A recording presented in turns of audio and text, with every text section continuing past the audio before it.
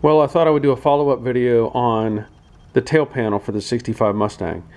In the previous videos I showed the difference between the cheaper version of the tail panel and the original tooling tail panel.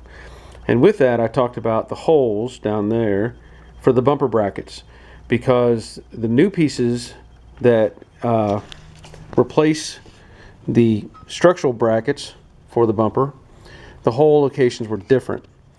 And I showed that in my previous video, how I was going to make a decision between which hole I was going to use. So I went with the OE, or the original tooling holes that were in the tail panel.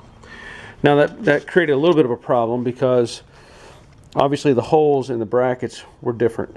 So for the first part, what I did is I made a plug and I put it in that hole.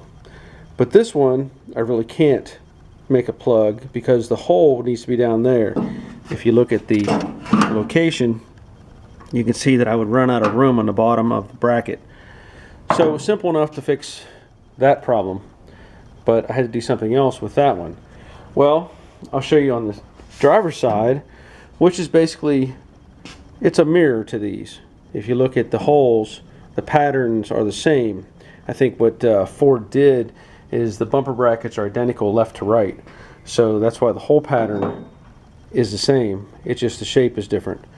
So what I did is I took the driver's side, I also made a plug, and you can see the edge of it up here, and I welded the plug in, and then I matched it to the opening in the tail panel. Well, as I said, in this one I would run out of room.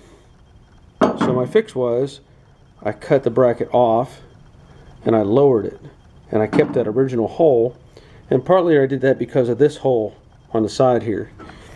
So putting this one in place, I now have pretty much a perfectly matched set of holes to mount the bumper. There could be other ways to do this. To me, this was the simplest fix, and I will do the same thing on the other side, and that'll take care of the bumper brackets. And I did all that after mounting the quarter panel extensions to make sure they were in the right place, and they are. And that left me with what will end up being not quite a pinky width gap between the finish out of the tail panel and the bumper itself. So I'll get those welded in.